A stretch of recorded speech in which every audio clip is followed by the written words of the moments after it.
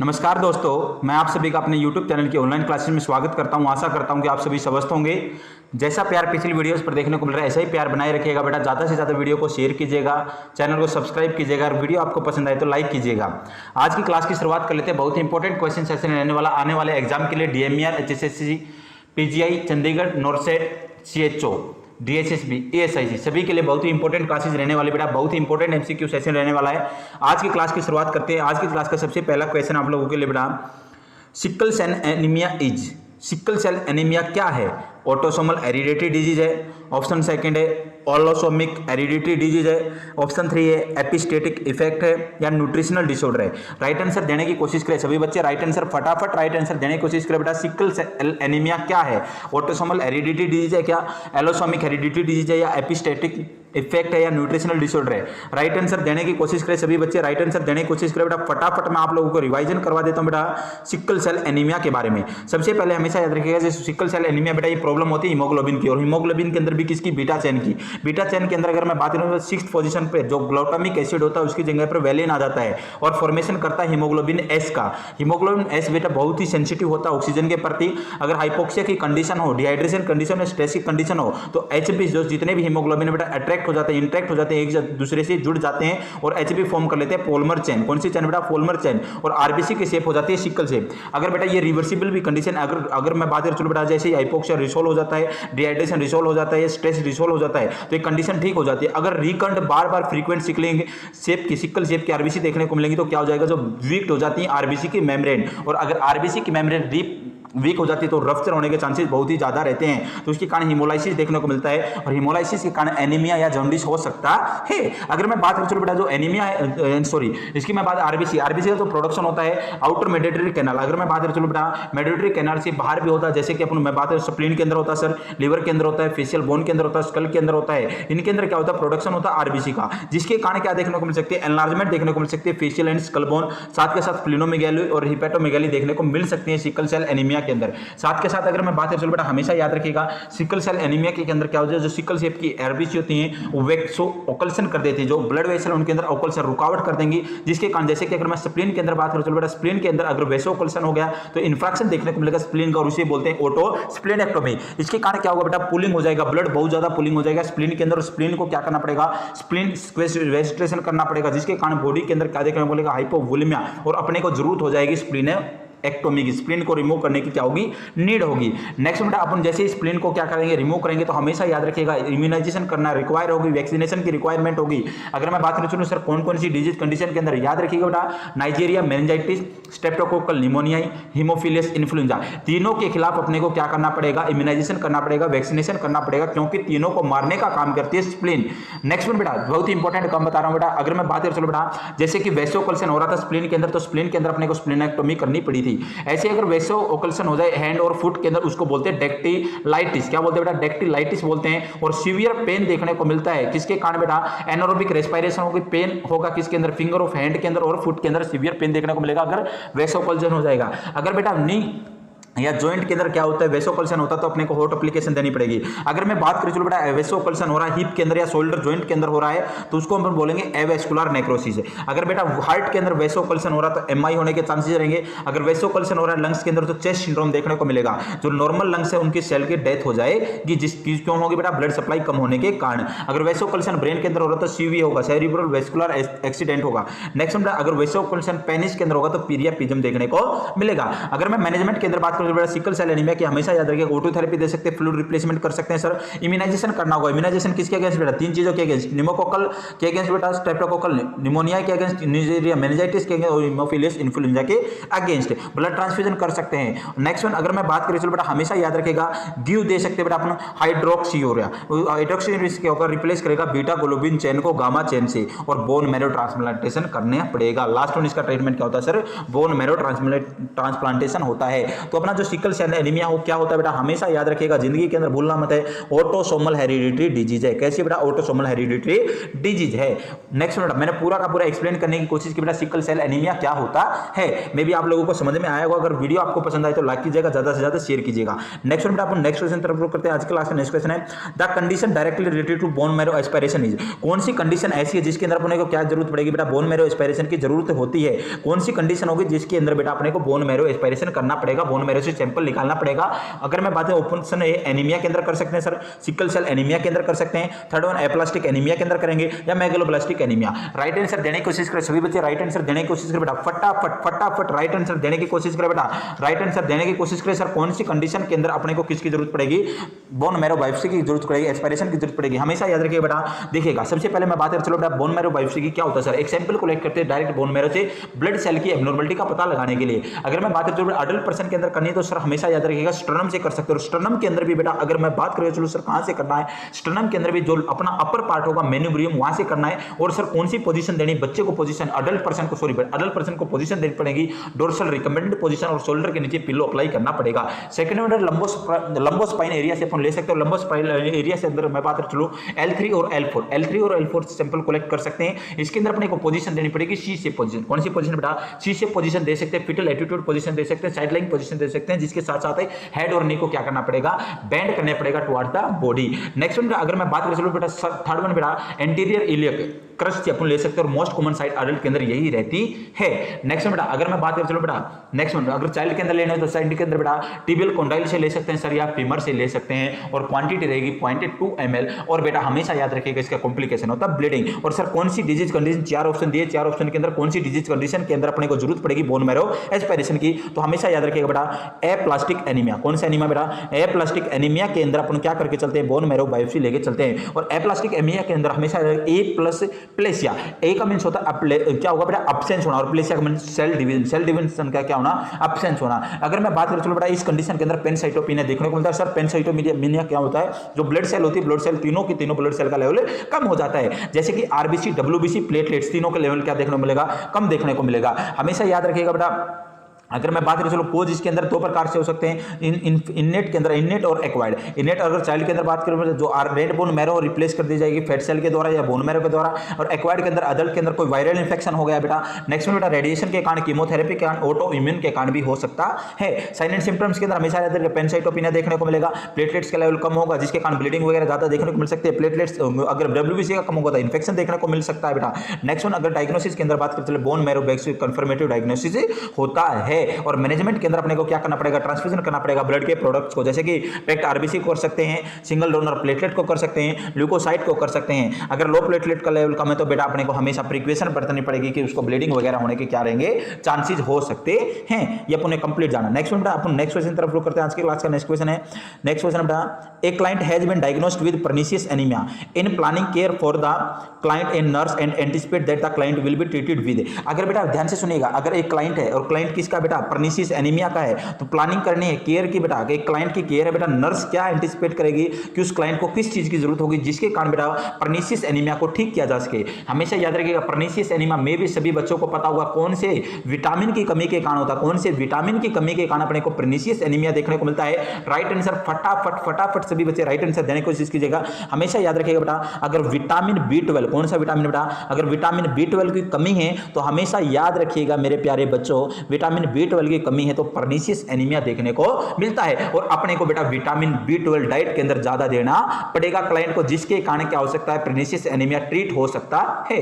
Next one अपन next question तरफ रुक करते हैं। आज के क्लास का नेक्स्ट क्वेश्चन है, what is the drug of choice of thalassaemia. अगर वेरी गुड, बहुत ही इंपॉर्टेंट क्वेश्चन पूछा गया, थैलेसीमिया। कौन सा क्वेश्चन पूछा बेटा, थैलेसीमिया का क्वेश्चन पूछा, और थैलेसीमिया के अंदर पूछिए ड्रग ऑफ चॉइस कौन सी रहेगी। देखिएगा अगर मैं बात कर चलो बेटा थैलेसीमिया के अंदर क्या रहेगा, विनक्रिस्टिन रहेगी, विनब्लास्टिन रहेगी, डिलाटिन रहेगी, या बेटा डिफ्रॉक्सामाइन रहेगी। फटाफट एक बार मैं थैलेसीमिया को आपकी आंखों के सामने से निकाल देता हूं। जो थैलेसीमिया होता है ये भी एक प्रकार से प्रॉब्लम होती है हीमोग्लोबिन की, जैसे कि अपन ने बात की थी बेटा थैलेसीमिया से पहले अपन ने सिकल सेल एनीमिया की बात की थी, वह भी प्रॉब्लम थी बेटा हीमोग्लोबिन की, और हीमोग्लोबिन की बीटा चेन की थी। ऐसे ही मैं बात करें चलो थैलेसीमिया होती है ये भी हीमोग्लोबिन की होती है, और इसके अंदर क्या होगा, जो ग्लोबिन की चेन होती है उसके अंदर प्रॉब्लम होगी, अब्सेंट होंगी, इसके अंदर अल्फा और बीटा चेन दोनों की दोनों क्या हो सकते हैं सर, अब्सेंट हो सकते सकते हैं। ये ऑटोसोमल रिसेसिव डिसऑर्डर है। कैसे बेटा? ऑटोसोमल रिसेसिव डिसऑर्डर है, हेरिडिटरी डिसऑर्डर है। इसके अंदर अगर मैं बात करके चलो बेटा, हमेशा याद रखिएगा 3 प्रकार का देखने को मिल सकता है। एक तो बीटा थैलेसीमिया के अंदर मैं बात करके चलता, एक तो माइनर, हमेशा याद रखिएगा, एक तो माइनर बीटा थैलेसीमिया, एक इंटरमीडिएट बीटा थैलेसीमिया और एक मेजर बीटा थैलेसीमिया।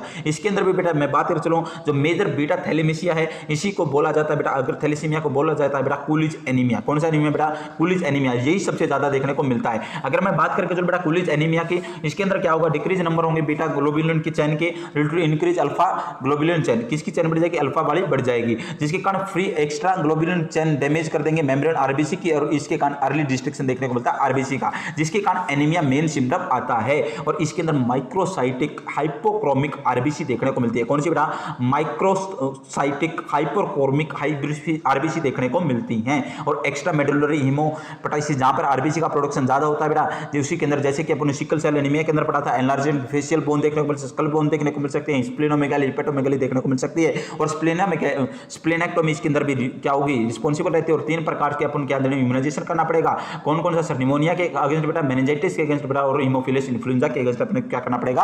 अपने को करना पड़ेगा इम्यूनाइजेशन। और बेटा साथ के साथ साइन एंड सिम्टम होने जाना, पिलर देखने को मिल सकता है, एनीमिया देखने को मिल सकता है, माइक्रोसाइटिक हाइपोक्रोमिक आरबीसी वगैरह देखने को मिल सकते हैं, फेशियल बोन एनलार्जमेंट, हिपेटोमेगाली, स्प्लेनोमेगाली देखने को मिल सकते हैं। और बेटा मैनेजमेंट क्या रहती है? बोन ट्रांसप्लांटेशन इसका क्या रहता है? बेटा हमेशा याद रखिएगा, ट्रीटमेंट रहता है। अगर अपन बार बार क्या करेंगे? बार बार ब्लड ट्रांसफ्यूजन करेंगे, ब्लड ट्रांसफ्यूजन कर रहे हैं बेटा, और ब्लड ट्रांसफ्यूजन कर रहे हैं बार बार, ब्लड ट्रांसफ्यूजन करने के कारण आयरन ओवरलोड हो सकता है। और आयरन ओवरलोड हुआ तो उसके कारण क्या देने पड़ेगा अपने को? डिफ्रोक्सामाइन देके चलते हैं। और डिफ्रोक्सामाइन देंगे तो यूरिन के अंदर यूरिन का कलर रेड कलर देखने को मिलेगा। और रेड कलर देखने को मिलेगा, ये इंडिकेट करेगा कि जो कलर है यो क्या है, जो टॉक्सिसिटी आयरन की वो क्या हो रही है? ब्लड के अंदर कम हो रही है। तो ड्रग ऑफ चॉइस क्या रहेगी? हमेशा याद रखिएगा, डिफ्रेक्सामाइन रहती है। कौन सी रहती है बेटा? डिफ्रेक्सामाइन रहती है। और बोन मैरो ट्रांसप्लांटेशन इसका क्या परमानेंट ट्रीटमेंट होता है? तो राइट आंसर देने की कोशिश करें, डिफ्रेक्सामाइन। नेक्स्ट बेटा, नेक्स्ट क्वेश्चन तरफ लोग करते हैं। नेक्स्ट क्वेश्चन आज की क्लास का, a patient with haemophilia is brought to the emergency department after engaging the nurse should anticipate the need of administer.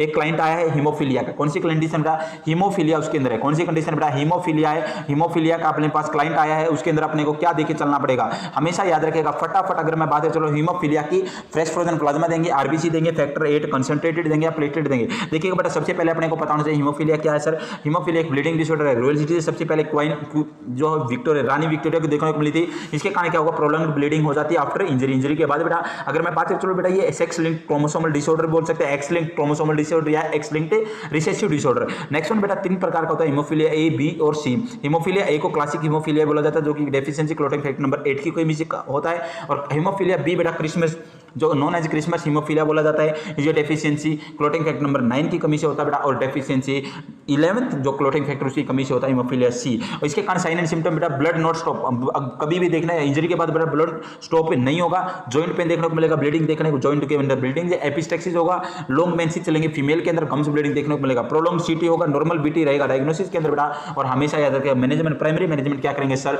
CPP करते हैं, क्रायोप्रोसिक्टेड प्लाज्मा देके चलते हैं, क्लोटिंग फैक्टर देके चलते हैं। और पेन मैनेजमेंट के लिए बेटा कोल्ड एप्लीकेशन वगैरह दे सकते हैं। एक बात हमेशा याद रखिएगा, DDAVP 1D amine 8D arginine vasopressin देके चलते हैं, स्टिमुलेट करता है बेटा बोन मैरो को क्या करने के लिए, सॉरी लीवर को क्या करने के लिए, प्रोडक्शन करने के लिए क्लोटिंग फैक्टर का। सभी के सभी क्लोटिंग फैक्टर सिंथेसिस होते हैं, बनते हैं लीवर से केवल और केवल कि 2 को छोड़कर कैल्शियम और टिश्यू थ्रोम्बोप्लास्टिन को छोड़कर। डाइट के अंदर कैल्शियम मिलता है और टिश्यू से टिश्यू थ्रोम्बोप्लास्टिन आता है। तो राइट आंसर क्या जाएगा बेटा? हमेशा याद रखिए, हीमोफीलिया की कंडीशन के अंदर अपन क्या देते हैं? फैक्टर 8 देंगे। और फैक्टर 8 के अंदर CPP क्या देंगे बेटा? CPP क्रायोप्रोसिपेट प्लाज्मा देके चलते हैं। आज की क्लास का नेक्स्ट क्वेश्चन बेटा, नेक्स्ट क्वेश्चन तरफ रुक करते हैं। Hypochromic and microsite RBC seen in hypochromic है बेटा, और साथ के साथ माइक्रोसाइटिक आरबीसी किसके अंदर देखने को मिलेंगी? Haemolytic anaemia, pernicious anaemia, iron deficiency anaemia या बेटा acute blood loss. Right answer देने की फटाफट सभी बच्चे राइट आंसर देने की कोशिश करें बेटा। राइट आंसर क्या रहने वाला है? आज की क्लास का राइट आंसर क्या रहने वाला है? अगर मैं बात करके चलूं, क्वेश्चन है माइक्रोसाइटिक और हाइपोक्रोमिक आरबीसी किसके अंदर देखने को मिलते हैं? हमेशा याद रखिएगा बेटा, अगर मैं बात करूं माइक्रोसाइटिक के अंदर क्या होगा? आरबीसी का साइज कम होगा, और आरबीसी का साइज कम और साथ के साथ आरबीसी के अंदर हीमोग्लोबिन का लेवल भी कम है, तो कौन सी कंडीशन के अंदर सर? हीमोलाइटिक के अंदर देखने को मिलेंगी सर, परनीशियस के अंदर, या आयरन डेफिशिएंसी एनीमिया या एक्यूट ब्लड लॉस। हमेशा याद रखिएगा बेटा, हमेशा देखने को मिलती है आयरन डेफिशिएंसी एनीमिया। किसके अंदर बेटा? आयरन डेफिशिएंसी एनीमिया के अंदर अपने को देखने को मिलती है हाइपोक्रोमिक एंड माइक्रोसाइटिक आरबीसी देखने को मिलती है। इसके अंदर बेटा मैनेजमेंट के अंदर हमेशा याद रखिएगा केवल और केवल आयरन सप्लीमेंट दे सकते हैं जिसके अंदर रिचेस्ट सोर्स हो बेटा आयरन का, जैसे कि ग्रीन वेजिटेबल दे दी, पोमीग्रेनेट दे दी, जैगरी दे दी।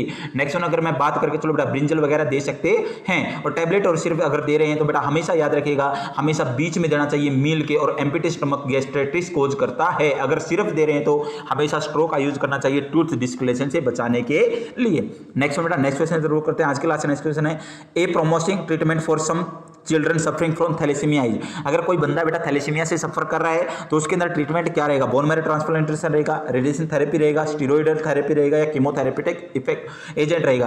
राइट आंसर देने की कोशिश करें सभी बच्चे, राइट आंसर देने की कोशिश करें। बेटा मैंने पूरा का पूरा आप लोगों को समझाया थैलेसीमिया, और थैलेसीमिया के अंदर मैंने बताया था ट्रीटमेंट क्या रहता है। ट्रीटमेंट क्या रहता है सर? क्या देके चलेंगे? हमेशा याद रखिएगा बेटा, बोन मैरो ट्रांसप्लांटेशन करते हैं। सर क्या करते हैं? बोन मैरो ट्रांसप्लांटेशन, इसका क्या रहता है? इफेक्टिव ट्रीटमेंट रहता है। नेक्स्ट बेटा नेक्स्ट क्वेश्चन तरफ रुक करते हैं। आज की क्लास का नेक्स्ट क्वेश्चन है, अगर मैं बात करूं चलो नेक्स्ट क्वेश्चन क्या है?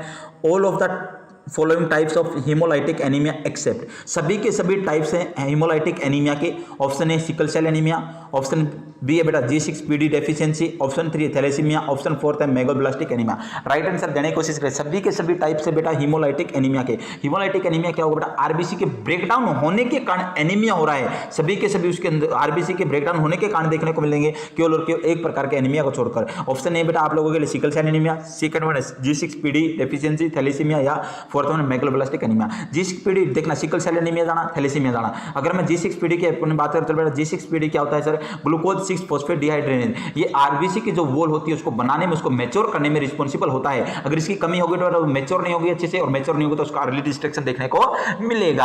अगर मैं बात करके चलो बेटा मेगालोब्लास्टिक एनीमिया क्या होता है सर? मेगालोब्लास्टिक एनीमिया एक अपने अंदर विटामिन होता है, विटामिन B9 फोलिक एसिड, अगर उसकी कमी हो जाती है तो शरीर के अंदर क्या देखने को मिलेगा? कौन सी टाइप का मेगालोब्लास्टिक एनीमिया देखने को मिलेगा। और मेगालोब्लास्टिक एनीमिया कभी भी किसी भी प्रकार के हीमोलाइटिक के किसके कारण? एनीमिया के कारण देखने को नहीं मिलता। तो अपना राइट आंसर क्या जाएगा सर? अपना राइट आंसर रहेगा बेटा अपना ऑप्शन नंबर 4। कौन सा बेटा? Option number 4 megaloblastic anaemia.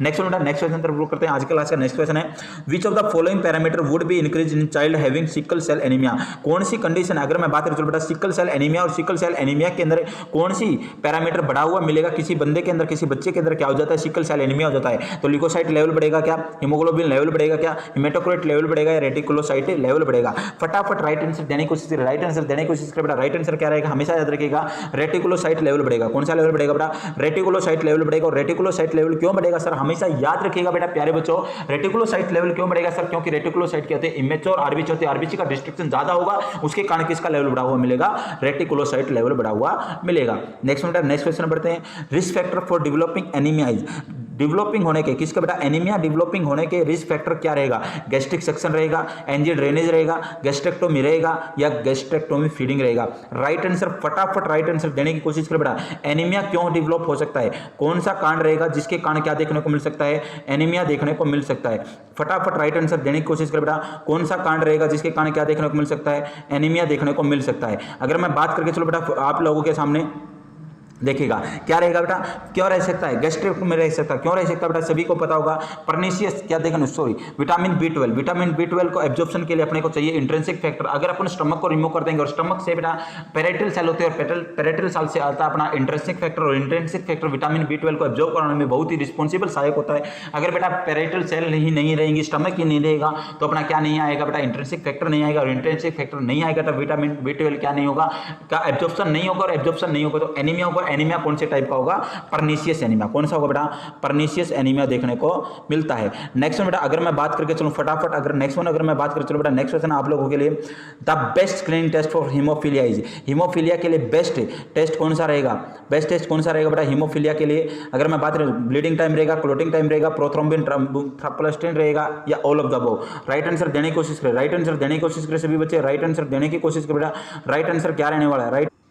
Right answer दीजिएगा सभी बच्चे, राइट आंसर दीजिएगा। राइट आंसर क्या रहेगा बेटा, आज का राइट आंसर क्या रहने वाला है, फटाफट राइट आंसर देने की कोशिश करें। ब्लीडिंग टाइम रहेगा, क्लोटिंग टाइम रहेगा, प्रोथ्रोम्बिन टाइम रहेगा, सभी के सभी रहेंगे। हमेशा याद रखिएगा हीमोफीलिया क्या होता है बेटा, ब्लीडिंग डिसऑर्डर होता है। अभी भी बात की थी बेटा, रॉयल्स डिजीज होती है, इसके अंदर ब्लीडिंग हो जाती है, लंबे टाइम तक चलती रहती है, तो लंबे टाइम तक चलेगी, ब्लीडिंग टाइम भी अब नॉर्मल रहेगा। साथ के साथ अगर मैं बात करें चलो बेटा क्लोटिंग टाइम, क्लोटिंग फैक्टर की कमी हो रही है, और पीटीटी प्रोथ्रोम्बिन प्लास्टिन टाइम भी क्या रहेगा, एबनॉर्मल रहेगा। तीनों को अपन क्या करते हैं, चेक करके चलते हैं कौन सी कंडीशन के अंदर, हीमोफीलिया के अंदर, तो ऑल ऑफ द अब अपना राइट आंसर रहेगा। नेक्स्ट क्वेश्चन रिव्यू करते हैं। Prolong PT is seen in, prolong PT किसके अंदर देखने को मिलता है, लंबे टाइम तक प्रोथ्रोम्बिन प्लास्टिन टाइम किसके अंदर देखने को मिलेगा, वारफेरिन थेरेपी के अंदर, हिपेरिन के अंदर, लीवर डिजीज के अंदर, या all of the above. Right answer देने की कोशिश करें, राइट आंसर फटाफट राइट आंसर दे बेटा। हमेशा याद रखिएगा वारफेरिन थेरेपी के अंदर भी, और वारफेरिन थेरेपी के अंदर आप लोगों से पूछ ले जाए तो हमेशा याद रखिएगा सर अपन क्या देखे जाते हैं, अपन देखे जाते हैं पीटीआईएनआर। एपीटीटी किसके कारण, हिपेरिन के कारण बेटा। और लीवर डिजीज के अंदर क्या होगा, जब लीवर डिजीज से क्लोटिंग फैक्टर का सिंथेसिस नहीं होगा तो पीटी टाइम प्रोलॉन्ग देखने को मिलेगा। तो अपना राइट आंसर क्या जाएगा sir, all of the above अपना राइट आंसर जाएगा। नेक्स्ट क्वेश्चन रिव्यू करते हैं। नेक्स्ट क्वेश्चन आज की क्लास है blood coagulation require, blood coagulation के लिए रिक्वायर क्या, विटामिन की है क्या, कैल्शियम है या फिब्रिनोजन है, या ऑल ऑफ द अबव। फटाफट राइट आंसर देने की कोशिश करो, फटाफट राइट आंसर देने की कोशिश करो बेटा। ब्लड को क्लोट करने के लिए क्या रिस्पॉन्सिबल होता है, सभी को पता होगा, क्लोटिंग फैक्टर होते हैं सर। कौन कौन से होते हैं, fibrinogen, prothrombin, tissue thromboplastin, calcium, labile, stable, anti haemophilic factor A, Christmas factor, Stuart factor, plasma thromboplastin factor बेटा, हैगमन फैक्टर और फिब्रिन स्टेबलाइजिंग फैक्टर। टोटल होते हैं 13, और 13 में से एक सब्सटेंट होता है 6 नंबर का। नेक्स्ट बेटा अगर मैं बात करूं बेटा, विटामिन की हेल्प करता है सिंथेसाइज करने में 2, 7, 9, 10 क्लोटिंग फैक्टर को। तो हमेशा याद रखिएगा बेटा सभी के सभी रिक्वायर होते, जरूरी होते ब्लड कोगुलेशन करने में, ब्लड को क्लोट करने में विटामिन के भी, कैल्शियम भी, फिब्रिनोजन भी, और all of the above. Right answer क्या जाएगा सर, राइट आंसर आएगा all of the above. Next बेटा नेक्स्ट क्वेश्चन रिव्यू करते हैं। नेक्स्ट क्वेश्चन है composition of blood transfusion to haemophilia patient, कौन सा कंपोनेंट होगा ब्लड का जो कि ट्रांसफ्यूज किया जाता है किसके अंदर बेटा। हमेशा याद रखेगा कोई हीमोफीलिया का पेशेंट है तो उसको कौन सा कंपोनेंट होगा, कंपोजिशन होगा जो कि ट्रांसफ्यूज किया जाता है, प्लाज्मा किया जाता है, पेक्सेल की जाती है, क्रायोप्रेसिपिटेट किया जाता है, या प्लेटलेट की जाती है। राइट आंसर फटाफट देने की कोशिश करें। देखिए बेटा अगर यहाँ पर क्रायोप्रेसिपिटेट ऑप्शन नहीं होता तो अपन डायरेक्ट जा सकते थे प्लाज्मा, और प्लाज्मा भी दो प्रकार का होता है, एक तो एफएफपी होता है, फ्रेश फ्रोजन प्लाज्मा होता है, एक होता है क्रायोप्रेसिपिटेट प्लाज्मा सीपीपी। और बेटा हमेशा याद रखिएगा हीमोफीलिया के अंदर बेटा क्लोटिंग फैक्टर नंबर 8 की अगर कमी हो गई तो हमेशा याद रखिएगा क्रायोप्रेसिपिटेट देके चलते हैं। अगर किसी अन्य क्लोटिंग फैक्टर की कमी तो अपन एफएफपी दे सकते हैं, फ्रेश फ्रोजन प्लाज्मा दे सकते हैं। अकॉर्डिंग टू क्वेश्चन अपन एक आंसर क्या जाएगा sir, C cryoprecipitate plasma CPP जाएगा। नेक्स्ट क्वेश्चन रिव्यू करते हैं। नेक्स्ट क्वेश्चन आज की क्लास का, the confirmative test for diagnosis of multiple myeloma, multiple myeloma के लिए बेटा कंफर्मेटिव डायग्नोसिस क्या है, बोन मैरो बायोप्सी है, सीरम कैल्शियम है, पीटी है, या डिफरेंशिएट काउंट ऑफ डब्ल्यूबीसी है। राइट आंसर फटाफट लास्ट क्वेश्चन है बेटा, मे भी आज की क्लास का, फटाफट राइट आंसर देने की कोशिश करें। राइट आंसर देने की कोशिश करें सभी बच्चे। कंफर्मेटिव डायग्नोसिस क्या रहेगा, बोन मैरो बायोप्सी रहेगा, सीरम कैल्शियम रहेगा, पीटी रहेगा, या डिफरेंशिएट काउंट ऑफ डब्ल्यूबीसी रहेगा। तो हमेशा याद रखिएगा मल्टीपल माइलोमा के अंदर बेटा कंफर्मेटिव डायग्नोसिस रहता है अपना कौन सा रहेगा सर, अपना रहता है बोन मैरो बायोप्सी। क्या रहता है बेटा, बोन मैरो से सैंपल को कलेक्ट करना। यूरिन पर मिनट बोला जाएगा, टाइडल वॉल्यूम बोला जाएगा, या ब्लड फ्लो पर मिनट बोला जाएगा। राइट आंसर देने की कोशिश करें सभी बच्चे, राइट आंसर देने की कोशिश करें बेटा, राइट आंसर देने की कोशिश करें। क्या बोला जाएगा देखिएगा, मैं फटाफट एक बात बताने की कोशिश करता हूं बेटा। अगर मैं बात करें चलो बेटा नेफ्रॉन का स्ट्रक्चर की, किसकी बेटा, नेफ्रॉन के स्ट्रक्चर की मैं बात करें चलो बेटा, देखिएगा समझने की कोशिश करते हैं। थोड़ा सा स्पेस कम होने की वजह से डायग्राम थोड़ा सा अच्छा नहीं बन पाएगा, मे बी फिर भी कोशिश करेंगे।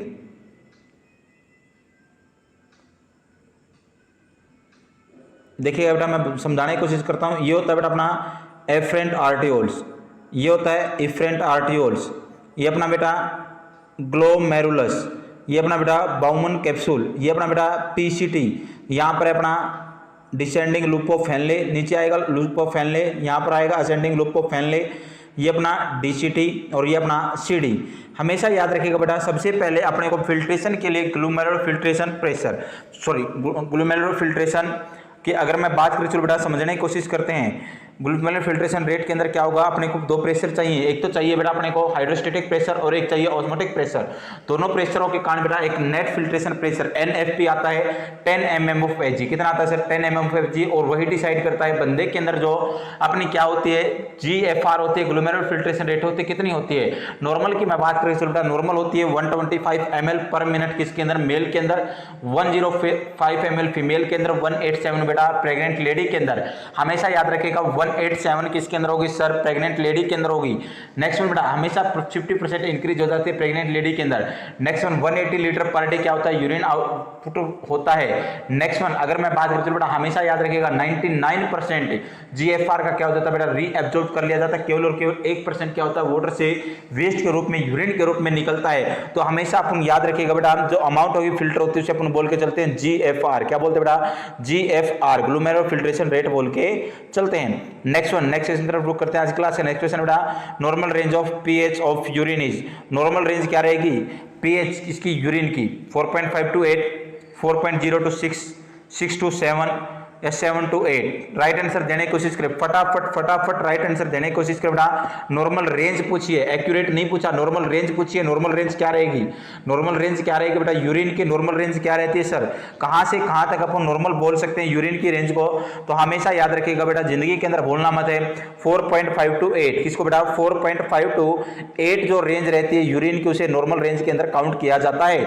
नॉर्मल अगर मैं बात करूं 6.4, कितना बेटा 6.4 या कई बुक्स के अंदर 6.8 नॉर्मल पीएच मानी गई है किसकी, यूरिन की, लेकिन रेंज के अंदर हमेशा याद रखिएगा 4.5 to 8। Next one, next question तरफ करते हैं। नेक्स्ट क्वेश्चन बेटा in a dehydrated client urinary specific gravity will be, देखिएगा एक डिहाइड्रेशन वाला बंदा है, डिहाइड्रेशन वाले बंदे के अंदर स्पेसिफिक ग्रेविटी यूरिन की क्या रहेगी, एलिवेटेड बढ़ी हुई मिलेगी, डिक्रीज कम मिलेगी, नॉर्मल मिलेगी या अनप्रेडिक्टेबल, कोई चेंज नहीं आएगा।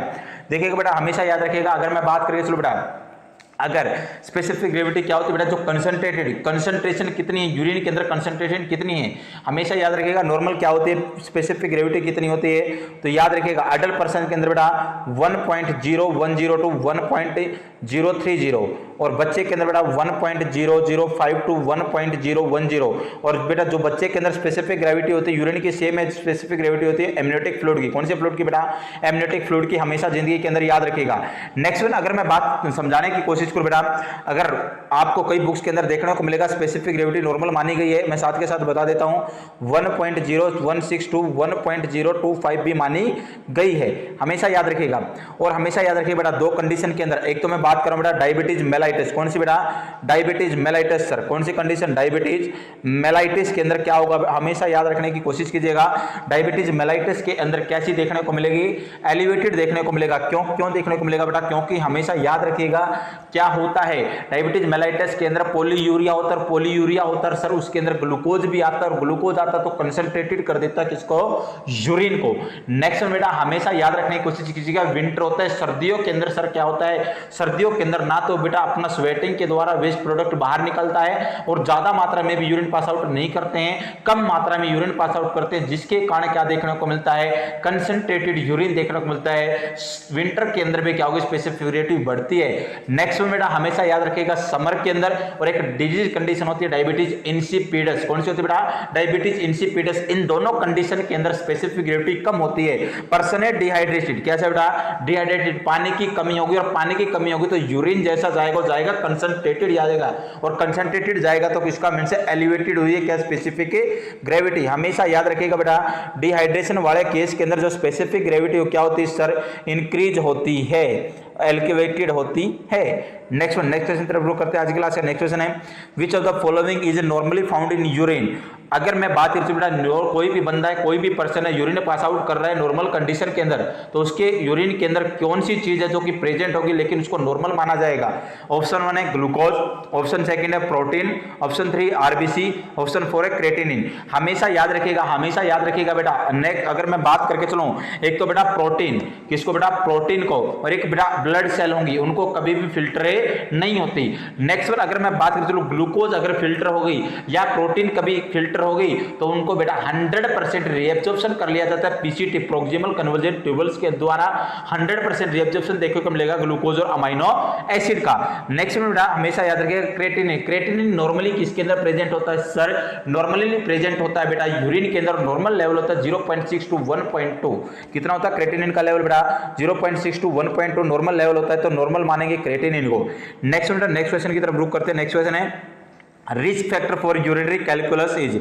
अगर बेटा मैं बात करूं चलो यूरिनरी कैलकुलस है, क्या स्टोन है, उसके लिए रिस्क फैक्टर क्या रहेगा, हाइपरथायरॉयडिज्म रहेगा, हाइपोथायरॉयडिज्म रहेगा, या हाइपर पैराथायरॉयडिज्म रहेगा, या बोथ बी एंड सी रहेगा। राइट आंसर देने की कोशिश करें बेटा। राइट आंसर क्या रहेगा, राइट आंसर क्या रहेगा सर, हमेशा याद रखिएगा, हाइपर पैराथायरॉयडिज्म क्या करने की कोशिश करेगा बेटा, हाइपर पैराथायरॉयडिज्म क्या करेगा, बोन से क्या कराएगा बेटा, बोन से शिफ्ट कराता है कैल्शियम को, कहां पर, ब्लड के अंदर, ब्लड के अंदर कैल्शियम का लेवल ज्यादा होगा, हाइपर कैल्शियमिया होगा, और हाइपर कैल्शियमिया होगा तो क्या कर सकता है कि यूरिनरी कैलकुलस या रेनल स्टोन कोज करने का कार्य करता है। ये एक प्रकार से अपन बोल सकते हैं सर क्या होगा, रिस्क फैक्टर रहता है, क्या sir, hyper parathyroidism. Next question करते हैं। नेक्स्ट क्वेश्चन क्या रहेगा, common type of stone in kidneys, common type का स्टोन कौन सा होता है किडनी के अंदर। ऑप्शन 1 है कैल्शियम स्टोन, ऑप्शन सेकंड है ऑक्सलेट स्टोन, ऑप्शन थर्ड है बेटा पाइरूवेट स्टोन, ऑप्शन फोर्थ है मिक्स्ड स्टूरेट स्टोन। फटाफट राइट आंसर देने की कोशिश करें, राइट आंसर देने की कोशिश करें बेटा। राइट आंसर क्या रहेगा, राइट आंसर क्या रहेगा, कैल्शियम स्टोन रहेगा, ऑक्सलेट स्टोन रहेगा, पाइरूवेट स्टोन रहेगा, मिक्स्ड स्टूरेट स्टोन रहेगा। देखिएगा बेटा, हमेशा याद रखिएगा, मोस्ट कॉमन टाइप का जो स्टोन होता है किडनी के अंदर पाया जाता है सर, कौन सा पाया जाता है, कैल्शियम स्टोन पाया जाता है। कौन सा पाया जाएगा बेटा, कैल्शियम स्टोन। राइट आंसर हमेशा याद रखिएगा, कौन सा स्टोन सर, कैल्शियम स्टोन पाया जाता है। तो अपना राइट आंसर क्या रहेगा बेटा, अपना राइट आंसर रहेगा option first. Option first is the right answer. Next question की तरफ रुक करते हैं। नेक्स्ट क्वेश्चन आज की क्लास का, expected laboratory finding in a person with renal failure is. अगर कोई बंदा है बेटा वो रीनल फेलियर है उसके अंदर, तो उसके अंदर जो लेबोरेटरी अपन डायग्नोस्टिक एवेल्युएशन है उसके अंदर क्या चेंजेस मिलेगा, क्या फाइंड आउट होगा उसके अंदर बेटा, BUN blood urea nitrogen level 35 mg पर DL मिलेगा, पोटासियम 4 मिली इक्विवेलेंट पर लीटर मिलेगा। ऑप्शन सेकंड है ब्लड pH 7.2 होगी, पोटासियम 6.5 मिली इक्विवेलेंट पर लीटर होगा। ऑप्शन 3 है 15 mg पर DL होगा, इंक्रीज होगा serum calcium level, creatinine 1.0 mg पर DL। ऑप्शन 4 है 1 होगा 25 mg पर DL, पोटासियम रहेगा 3.5 मिली इक्विवेलेंट पर लीटर। राइट आंसर फटाफट राइट आंसर देने की कोशिश करें। राइट आंसर क्या रहेगा बेटा, राइट आंसर क्या रहेगा इस क्वेश्चन का, फटाफट राइट आंसर देने की कोशिश करें। देखिएगा हमेशा याद रखिएगा, 1 होता ब्लड यूरिया नाइट्रोजन का नॉर्मल लेवल होता है सर 8 to 25 mg पर DL, और पोटासियम का सभी को पता होगा नॉर्मल लेवल होता है 3.5 to 5.1 मिली इक्विवेलेंट पर लीटर। ऑप्शन फर्स्ट के अंदर मैं मानता हूं 1 का लेवल बढ़ा हुआ है लेकिन पोटासियम का लेवल नॉर्मल है। ऑप्शन सेकंड के अंदर pH कम है लेकिन पोटासियम का लेवल बढ़ा हुआ है। ऑप्शन 3 के अंदर बेटा नॉर्मल रेंज है 1 की सीरम कैल्शियम की, अगर मैं बात करें बढ़ा हुआ है लेकिन क्रेटिनिन की भी नॉर्मल रेंज है, तो किसी प्रकार की कोई प्रॉब्लम नहीं है। ऑप्शन 4 के अंदर बेटा 1 का नॉर्मल लेवल है, पोटासियम का भी नॉर्मल लेवल है। तो अपन ने चारों के चारों ऑप्शन को पढ़ने की कोशिश की, आंसर देने की कोशिश करते हैं। तो मैंने बोला फर्स्ट ऑप्शन के अंदर पोटासियम क्या है, नॉर्मल है। सेकंड के अंदर दोनों चीजें एबनॉर्मल हो रखी है, pH कम हो रखा है, पोटासियम बढ़ रखा है। थर्ड के अंदर 1 नॉर्मल है, क्रेटिनिन नॉर्मल है, केवल कैल्शियम बढ़ा, इससे कोई लेना देना नहीं है। 1 नॉर्मल है और पोटासियम भी नॉर्मल है फोर्थ के अंदर, तो अपना राइट आंसर क्या जाएगा सर, ऑप्शन सेकंड जाएगा। नेक्स्ट क्वेश्चन तरफ बुक करते हैं। आज का क्लास का नेक्स्ट क्वेश्चन है, the amount of protein intake to be maintain during renal failure is. मैं बात कर चलूं बेटा, रीनल फेलियर है, रीनल फेलियर वाला क्लाइंट है, उसके अंदर बेटा जो डाइट रहेगी वो हाई प्रोटीन रहेगी या लो प्रोटीन रहेगी। हमेशा याद रखिएगा लो प्रोटीन, क्या रहेगी बेटा, लो प्रोटीन। अकॉर्डिंग टू ऑप्शन अपना आंसर क्या जाएगा, ऑप्शन 1 है 0.6 to 0.8 kg per day, 0.8 to 1 kg per day, 1 to 1.5 kg per day, 1.5 to 2 kg per day. फटाफट राइट आंसर देने की कोशिश करें, सभी बच्चे राइट आंसर देने की कोशिश करें। राइट आंसर क्या जाएगा, मैंने बोला कम से कम क्या देना है सर, प्रोटीन इंटेक करवाना है, तो हमेशा याद रखिएगा बेटा अपना राइट आंसर क्या जाएगा सर, ऑप्शन फर्स्ट। क्या जाएगा बेटा, option first 0.6 to 0.8 kg per day right answer रहेगा। नेक्स्ट क्वेश्चन तरफ करते हैं। आज की क्लास का नेक्स्ट क्वेश्चन है, एक्यूट रीनल फेलियर रिजल्टिंग। अगर बेटा एक्यूट रीनल फेलियर हो गया तो उसके रिजल्ट के अंदर क्या देखने को मिलेगा। ऑप्शन फर्स्ट है हाइपोकैलेमिक एसिडोसिस, ऑप्शन सेकंड है हाइपरकैलेमिक एल्कालोसिस, ऑप्शन थर्ड है बेटा हाइपरकैलेमिक एसिडोसिस, या ऑप्शन फोर्थ है हाइपोकैलेमिक एसिडोसिस। फटाफट राइट आंसर देने की कोशिश कीजिए बेटा। एक्यूट रीनल फेलियर है, कौन सा बेटा, रीनल फेलियर हो गया, किडनी फिल्टर करने में क्या हो गई है, समर्थ है बेटा, अच्छे से काम नहीं कर पा रही, अच्छे से फिल्ट्रेट नहीं कर पा रही, तो बॉडी के अंदर क्या क्या चेंजेस देखने को मिलेंगे। ऑप्शन ए भी बताया hypokalaemic acidosis, second hyperkalaemic alkalosis, third one hyperkalaemic acidosis या हाइपोएल्केमिक एसिडोसिस। देखिएगा हमेशा याद रखिएगा बेटा, फिल्ट्रेट क्या नहीं कर पा रही, फिल्ट्रेट नहीं कर पा रही, फिल्टर नहीं कर पाएगी तो पोटासियम का लेवल ज्यादा होगा या कम होगा, बढ़ा हुआ मिलेगा, हाइपरकैलेमिया होगा। साथ के साथ बेटा बॉडी के अंदर नाइट्रोजीनियस वेस्ट का लेवल बढ़ रहा है ना कि कम हो रहा है। नाइट्रोजीनियस वेस्ट का अगर मैं बात करूं लेवल बढ़ेगा तो हमेशा याद रखिएगा एसिडोसिस होगा। तो अपना राइट आंसर क्या जाएगा सर, हाइपरकैलेमिक एसिडोसिस। क्या जाएगा सर, हाइपरकैलेमिक एसिडोसिस आएगा। हाइपरकैलेमिया होगा और साथ में नाइट्रोजनिक वेस्ट का लेवल बढ़ने के कारण एसिडोसिस देखने को मिलेगा। नेक्स्ट क्वेश्चन शुरू करते हैं। नेक्स्ट क्वेश्चन आज की क्लास का, electrolyte abnormality need to closely monitor in diuretic phase of renal failure is. देखिए बेटा रीनल फेलियर हो गया, रीनल फेलियर का बेटा डायरेटिक फेज, और डायरेटिक फेज के अंदर कौन से इलेक्ट्रोलाइट को अपने को क्लोजली जरूरत होगी आराम से क्या करने की, मॉनिटर करने की, क्या हो सकता है, कौन सा लेवल बढ़ सकता है, कौन सा कम हो सकता है। हमेशा याद रखिएगा 3 फेज होते हैं, ओलिगोयूरिक फेज होता है, फिर डायरेटिक फेज आएगा और फिर आएगा रिकवरी फेज। किसके अंदर बेटा, रीनल फेलियर के अंदर। और इसके अंदर पूछा है डायरेटिक फेज के अंदर, डायरेटिक फेज के अंदर क्या उनसे इलेक्ट्रोलाइट को अपने को एब्नॉर्मलिटी को मॉनिटर करना है। ऑप्शन फर्स्ट हाइपरकैलेमिया और हाइपोनेट्रीमिया को करना है क्या। ऑप्शन सेकंड हाइपरकैलेमिया एंड हाइपरनेट्रीमिया को करना है क्या। ऑप्शन थर्ड है बेटा हाइपोकैलेमिया हाइपोनेट्रीमिया को करना है क्या। ऑप्शन फोर्थ है हाइपोकैलेमिया हाइपरनेट्रीमिया को करना है। हमेशा याद रखिएगा बेटा, अगर इसके अंदर मैं बात करूं, चलो बेटा दोनों के दोनों डायरेटिक फेज के अंदर क्या होगा, ज्यादा मात्रा में क्या होगा, यूरिन पास आउट होगा, और ज्यादा मात्रा में यूरिन पास आउट होगा तो अपने को क्या देखने को मिलेगा, हाइपोकैलेमिया और हाइपोनेट्रीमिया दोनों देखने को मिल सकते हैं। तो अपना राइट आंसर रहेगा ऑप्शन 3। कौन सा रहेगा बेटा, ऑप्शन 3 अपना क्या रहेगा, राइट आंसर रहेगा। तो अपने को दोनों के दोनों को नोटिस करके चलना है। नेक्स्ट क्वेश्चन जरूर करते हैं। नेक्स्ट क्वेश्चन रहेगा आज क्लास का बेटा, hemodialysis remove harmful waste from the body is also remove. बेटा हीमोडायलिसिस होता है, एक प्रोसेस होती है जिसके द्वारा रिमूव किया जाता है बॉडी से वेस्ट को। और इसके अंदर क्या रिमूव किया जाता है, extra protein, extra water, extra insulin या ऑल ऑफ द अबव। फटाफट राइट आंसर देने की कोशिश करें, राइट आंसर देने की कोशिश करें बेटा। रीनल फेलियर हो गया, रीनल फेलियर के केस के अंदर अपन हीमोडायलिसिस प्रोसीजर परफॉर्म करके चलते हैं। हमेशा याद रखिएगा बॉडी के अंदर प्रोटीन बढ़ेगा तब हीमोडायलिसिस की जरूरत नहीं होगी, बॉडी के अंदर वाटर बढ़ेगा तब नीड हो सकती है, क्योंकि रीनल फेलियर हुआ। रीनल फेलियर किडनी फेल होगी, किडनी फिल्टर करने में असमर्थ है, और असमर्थ तो बॉडी के अंदर क्या हो जाएगा बेटा, फ्लूइड ओवरलोड होगा, बॉडी के अंदर वाटर क्या होगा, डिपोजिशन होगा, एक्यूमुलेशन होगा, जगह जगह पर हर पार्ट के अंदर क्या देखने को मिल सकती है, मिगैली देखने को मिल सकती है, एनलार्जमेंट देखने को मिल सकती है। और उस कंडीशन के अंदर अपने को हीमोडायलिसिस करना पड़ेगा। और हीमोडायलिसिस के अंदर अगर हार्मफुल वेस्ट फ्रॉम बॉडी से रिमूव करें तो उसको कर रहे हैं वाटर को। किसको बेटा, वाटर को। ना तो प्रोटीन को करते हैं, ना इंसुलिन को करते, केवल केवल किसको करते हैं, एक्स्ट्रा वाटर को। नेक्स्ट क्वेश्चन है, among the following which is not a principle of haemodialysis. Haemodialysis का कौन सा प्रिंसिपल इसके अंदर नहीं है। फटाफट राइट आंसर देने की कोशिश करें, कौन सा प्रिंसिपल नहीं है हीमोडायलिसिस का। Ultrafiltration, osmosis, inhibition, diffusion. हमेशा याद रखिएगा अल्ट्रा फिल्ट्रेशन पे भी काम करता है, ऑस्मोसिस पे भी काम करता है, डिफ्यूजन पे भी काम करता है। कौन सा बचा सर, और इनहिबिशन। कौन सा बड़ा, इनहिबिशन के ऊपर काम नहीं करता। ऑप्शन अपना थर्ड राइट जाएगा। नेक्स्ट क्वेश्चन जरूर करते हैं। नेक्स्ट क्वेश्चन आज की क्लास का, हिमेचुरिया इज मैनिफेस्टेशन ऑफ। हिमेचुरिया किसके अंदर देखने को मिलता है, ब्लड इन यूरिन। हिमेचुरिया का मींस होता है बेटा ब्लड इन यूरिन। किसका साइन एंड सिम्टम है, किसके अंदर देखने को मिलेगा, एक्यूट ग्लोमेरुलोनेफ्राइटिस के अंदर, ब्लैडर ट्यूमर के अंदर, रीनल स्टोन के अंदर, या ऑल ऑफ द अबव। फटाफट राइट आंसर देने की कोशिश करें बेटा। हिमेचुरिया ब्लड इन यूरिन किसके अंदर देखने को मिलता है, तो हमेशा याद रखिएगा बेटा अपना एक्यूट ग्लोमेरुलोनेफ्राइटिस के अंदर भी देखने को मिलेगा सर, ब्लैडर ट्यूमर के अंदर भी देखने को मिलेगा, रीनल स्टोन के अंदर भी देखने को मिलेगा। तो ऑल ऑफ द अपना राइट आंसर जाएगा। सभी तीनों कंडीशन के अंदर क्या देखने को मिल सकता है, हिमेचुरिया देखने को मिल सकता है। नेक्स्ट क्वेश्चन शुरू करते हैं। Next question, the clinical manifestation of nephritic syndrome include which of the following.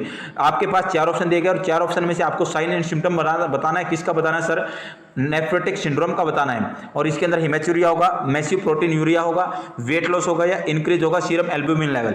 फटाफट राइट आंसर देने को। नेफ्रेटिक सिंड्रोम हमेशा याद रखिएगा बच्चे की बीमारी होती है, और इसके अंदर देखने को मिलता है बेटा मेन साइन एंड सिम्टम बता रहा हूं फटाफट। हिमेचुरिया देखने को मिलता है, क्या देखने को मिलता है, ब्लड इन यूरिन देखने को मिलता है, हिमेचुरिया देखने को मिलता है। नेक्स्ट क्वेश्चन आज की क्लास का, a nurse interviews the patient of a child recently diagnosed with glomerulonephritis. The nurse understand that which information collected during the assessment is most often associated with diagnosis of glomerulonephritis. एक बच्चा बेटा nurse है, admit हुआ है, patient है और भी child है और डायग्नोस्ड है ग्लोमेरुलोनेफ्राइटिस से। तो नर्स क्या समझेगी, कौन सी इंफॉर्मेशन को कलेक्ट करेगी असेसमेंट के दौरान कि डायग्नोसिस क्या हो सकता है ग्लोमेरुलोनेफ्राइटिस का। ऑप्शन 1 है streptococcal throat infection 2 week prior to diagnosis. Diagnosis किए आज से 2 सप्ताह पहले उसको कौन थ्रोट इन्फेक्शन था, और वो को भी कौन सा बेटा, स्ट्रेप्टोकोकल। सेकंड वन है child fell off a bike on the handlebars. क्या हो गया बेटा, चाइल्ड गिर गया, फॉल हो गया किसी बाइक से। थर्ड वन है nausea and vomiting for last 24 घंटे से उसको नोजिया वोमिटिंग हो रहा है। फोर्थ वन है urticaria and itching for 1 week prior to diagnosis. एक सप्ताह पहले से उसको क्या हो रहा है, अर्टिकेरिया, जगह जगह रेसिज हो गए हैं और बेटा इचिंग और उसको खुजली हो रही है। तो हमेशा याद रखिएगा बेस्ट डायग्नोसिस क्या रहेगा, उसको 2 सप्ताह पहले क्या मिलेगा, थ्रोट इन्फेक्शन मिलेगा, और उसके बाद उसको क्या हो सकता है, ग्लोमेरुलोनेफ्राइटिस हो सकता है। और इसी के कारण बेटा अगर मैं बात करके चलूं अपने को एक एफ होता है rheumatic heart disease, sorry RHD होता है, वो भी देखने को मिलती हैं बच्चे के अंदर। नेक्स्ट क्वेश्चन की बात करते हैं। Next question, the diet regiment for a child with acute glomerulonephritis. अगर कोई बच्चा है, बच्चे के अंदर बेटा एक्यूट ग्लोमेरुलनेफ्राइटिस के अंदर कौन सी डाइट रहेगी? ऑप्शन फर्स्ट है लो सोडियम हाई कैलोरी, लो पोटासियम लो प्रोटीन, लो सोडियम हाई प्रोटीन, लो कैल्शियम लो पोटेशियम। फटाफट राइट आंसर देने की कोशिश कीजिएगा, फटाफट राइट आंसर देने की कोशिश कीजिएगा। कौन सी रहेगी डाइट, कौन सी देखने को मिलती है? डाइट कौन सी देखने को मिलती है बेटा? हमेशा याद रखिएगा, मैं भी यहाँ पर ऑप्शन चूज गलत हो गया है। लो सोडियम और लो प्रोटीन, क्या बेटा? लो सोडियम और लो प्रोटीन आना था। क्या आना था सर? लो प्रोटीन। हमेशा याद रखिएगा, ग्लोमेरुलोनेफ्राइटिस वाले बंदे के अंदर लो सोडियम और लो प्रोटीन डाइट अपन देके चलते हैं। ऑप्शन 3 अपना क्या जाएगा? राइट आंसर जाएगा। Next, you know that intercostal drainage tube is functioning. आप कैसे पता लगा सकते हो, कैसे जान सकते हो कि इंटरकोस्टल ड्रेनेज ट्यूब फंक्शनिंग कर रही है? ऑप्शन 1 है continuous bubbling in water sealed bottle, option second है continuous bubbling from suction tube, option 3 oscillation of water column in drainage bottle, और ऑप्शन 4 है no bubbling in drainage water. Right answer देने की कोशिश कीजिएगा, राइट आंसर देने की कोशिश कीजिएगा। सबसे पहले अपने को पता होना चाहिए इंटरकोस्टल ड्रेनेज ट्यूब होती क्या है। देखिएगा बेटा, थोड़ा सा एक्सप्लेन करने की कोशिश करता हूँ। सबसे पहले जो इंटरकोस्टल ड्रेनेज ट्यूब है, इसी को अपन बोल सकते हैं चेस्ट ड्रेनेज, और इसी को बोल सकते हैं बेटा, अगर मैं बात कर चलूँ, वाटर सील ड्रेनेज सिस्टम। क्या बोल सकते हैं sir? Water seal drainage system भी बोल सकते हैं। इसके अंदर क्या होगा, ये हेल्प करता है एस्केप करने में एयर और फ्लूइड को from the pleural space during the time of expiration. जब अपन सांस को बाहर छोड़ते हैं उस टाइम पर ये बाहर निकालने की क्या करता है? हेल्प करता है, सहायता करता है। और ये करता है to prevent reverse flow of fluid और air into the pleural space during time inspiration. जब सांस को अपन अंदर की तरफ लेते हैं उस टाइम पर ये दोबारा से अंदर जाने से रोकता है प्लूरल स्पेस के अंदर। कौन सा सिस्टम? इंटरकोस्टल ड्रेनेज सिस्टम, या बेटा मैं वाटर सील ड्रेनेज सिस्टम या कोस्टल ड्रेनेज। नेक्स्ट वन अगर मैं बात करूँ चेस्ट ड्रेनेज। नेक्स्ट वन अगर मैं बात करूँ, चलो बेटा सबसे पहले हमेशा संपूर्ण याद रखिएगा इसके पर्पज क्या होते हैं। पर्पज होते हैं reestablish of pulmonary ventilation, pulmonary ventilation को दोबारा से स्टार्ट करना, remove the fluid from the pleural space, pleural space से रिमूव निकालना किसको बेटा? अपने फ्लूइड को। नेक्स्ट वन अगर मैं बात करके चलूँ, थर्ड वन इसका मेन फंक्शन क्या होता है सर? थर्ड वन इसका फंक्शन होता है मेंटेन या reestablish negative pressure into the lungs, lungs के अंदर नेगेटिव प्रेशर को मेंटेन रखने का भी कार्य करता है। अगर मैं आर्टिकल्स की बात करूं, चलो बेटा आर्टिकल्स कौन कौन से लेते हैं हमेशा याद रखिएगा। सबसे पहले सर 2% जाइलोकेन जेली चाहिए, बिल्कुल चाहिए। ग्लव्स चाहिए, बिल्कुल चाहिए बेटा। नेक्स्ट वन अगर मैं बात करूँ, चलो बेटा कैथेटर चाहिए, और कैथेटर का साइज अगर मैं बात करूँ, चलो सर क्या होना चाहिए? अडल्ट के अंदर बेटा 20 to 40 फ्रेंच होना चाहिए, चाइल्ड के अंदर 6 to 26 फ्रेंच होना चाहिए। बहुत बार एग्जाम के अंदर पूछा गया है। नेक्स्ट वन अगर मैं बात करूँ, चलो बेटा इसके अंदर क्या क्या होना चाहिए? अगर मैं बात करूँ, चलो बेटा जैसे कि 3 बोतलें होनी चाहिए, और 3 बोतल कौन कौन सी? एक तो बेटा ड्रेन बोतल, एक बेटा सक्शन बोतल, और एक बेटा वाटर सील बोतल। अगर आप लोगों से सीक्वेंस पूछ लिया, सीक्वेंस के अंदर क्या करना है, तो सीक्वेंस के अंदर आंसर दे के आना बेटा। अगर मैं बात करके चलूँ सर क्या आंसर देना है, तो देसी वाला साले के नाम से अपन याद रख सकते हैं। किस नाम से बेटा? देसी वाला साला।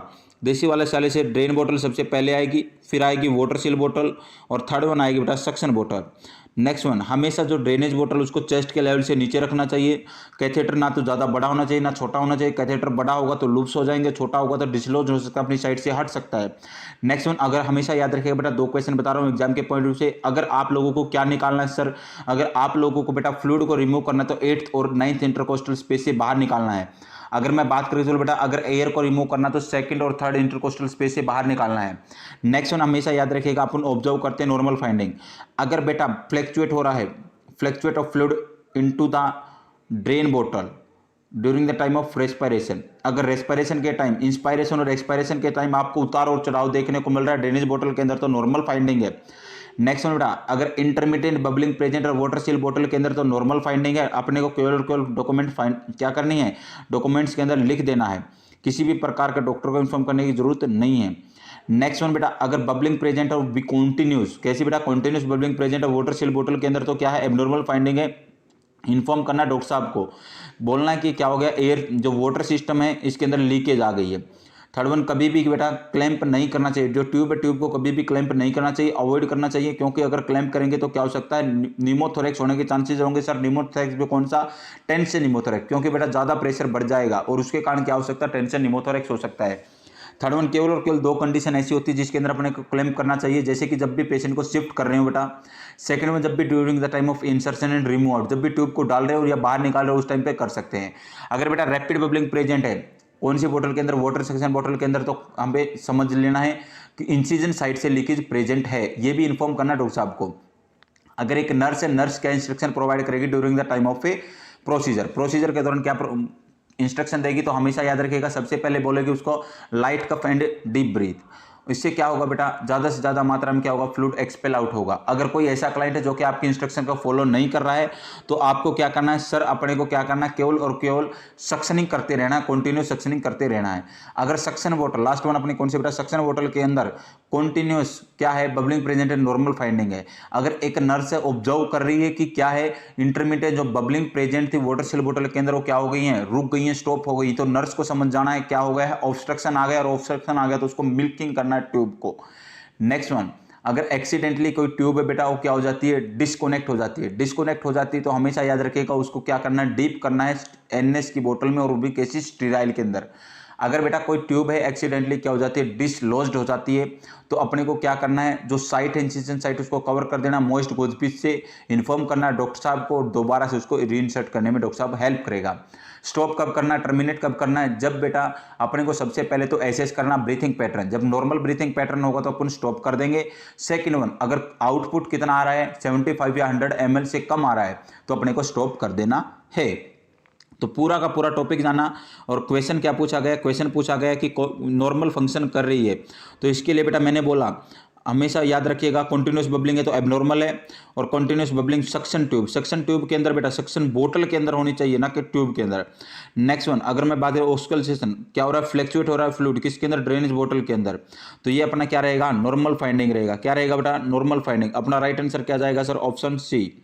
नेक्स्ट वन, अपन नेक्स्ट क्वेश्चन तरफ रुक करते हैं। आज की क्लास का नेक्स्ट क्वेश्चन है, continuous bubbling in water seal chest drainage is consider है। जो वाटर सील ड्रेनेज सिस्टम है उसके अंदर क्या हो रही है बेटा, कंटिन्यूस बबलिंग प्रेजेंट है, तो क्या है हुई, नॉर्मल फाइंडिंग है। सर्जिकल एम्फाइसीमा हो गया है, चेस्ट ड्रेन इज आउट, या एयर लीकेज इन सिस्टम।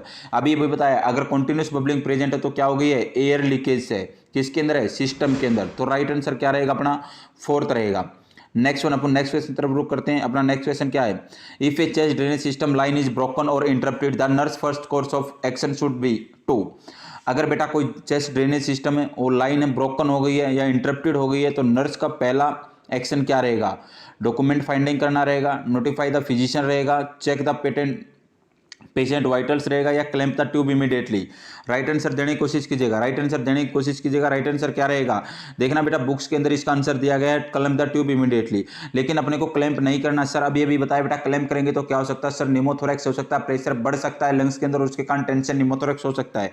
तो अपने को केवल एक ही काम करना है, अपने को क्या करना है, नोटिफाई द फिजिशियन, डॉक्टर साहब को करना, डॉक्टर साहब भी बता के चलेगा क्या करना है क्या नहीं करना है। नेक्स्ट वन, अपना नेक्स्ट क्वेश्चन है बेटा, what does it mean when there is excessive bubbling in water seal chamber। अगर बेटा मैं बात करके चलूँ वाटर सील चैम्बर के अंदर ज़्यादा मात्रा में रैपिड बोल सकते हैं, एक्सेसिव क्या है, बबलिंग प्रेजेंट है, तो किसको इंडिकेट करेगी, द क्लाइंट हैज निमोथोरैक्स, क्लाइंट को निमोथोरैक्स हो गया क्या, the system is functional normal, system function normal कर रहा है, this can indicate a leak in the system, यह इंडिकेट करेगा कि सिस्टम के अंदर लीकेज आ गई है, या the chest tube is obstructed, जो चेस्ट ट्यूब वो क्या होगी, ऑब्स्ट्रक्टेड हो गई है, उसके अंदर रुकावट आ गई है। तो राइट आंसर देने की कोशिश कीजिएगा, अपन ने पूरा जाना है वाटर सील जो चैम्बर है उसके अंदर केवल और केवल इंटरमीडिएट बबलिंग होगी तो नॉर्मल फाइंडिंग होगी। अगर बेटा किसी भी प्रकार से कंटिन्यूस है या रैपिड है या एक्सेसिव बबलिंग है तो इंडिकेट करेगी लीकेज को, किसको इंडिकेट करेगी, लीकेज को। तो अपना राइट आंसर क्या जाएगा सर, अपना राइट आंसर जाएगा ऑप्शन 3। कौन सा जाएगा बेटा, ऑप्शन 3 अपना क्या रहेगा, राइट आंसर रहेगा। अब वो नेक्स्ट वन क्वेश्चन पे रुक करते हैं। इम्यूनाइजेशन इज, देखना कितना अच्छा क्वेश्चन पूछा गया है। इम्यूनाइजेशन क्या है, प्राइमरी प्रिवेंशन है, सेकेंडरी प्रिवेंशन है, टर्सरी प्रिवेंशन है, डिसेबिलिटी प्रिवेंशन है। राइट आंसर देने की कोशिश कीजिएगा। इम्यूनाइजेशन क्या है बेटा, देखिएगा 4 टाइप का प्रिवेंशन होता है, प्रीमोडियल, फिर प्राइमरी, सेकेंडरी, टर्सरी। और आजकल बेटा 2017 के बाद एक को ऐड कर दिया गया, क्वार्टरनरी लेवल ऑफ प्रिवेंशन। सबसे पहले प्रीमोडियल लेवल ऑफ प्रिवेंशन क्या होता है सर? देखिएगा, प्रीमोडियल लेवल ऑफ प्रिवेंशन के अंदर बेटा क्या होगा, किसी भी प्रकार का क्या नहीं हो, कोई भी रिस्क फैक्टर नहीं है। क्या है? कोई भी रिस्क फैक्टर नहीं है, लेकिन क्या हो सकता है, रिस्क फैक्टर होने के चांसेस रहेंगे, रिस्क फैक्टर होने के चांसेस हो सकते हैं। अगर मैं बात करके चलूँ, जैसे कि अगर मैं बात करके चलूँ, कोई भी बच्चा है उसको क्या करना है बेटा, एजुकेट करना है। और एजुकेट करना क्या बताना है, जैसे कि स्मोकिंग है, स्मोकिंग से क्या हो सकता है, आने वाले टाइम में अगर स्मोकिंग करोगे तो क्या हो सकता है, लंग्स कैंसर या ओरल कैंसर हो सकते हैं।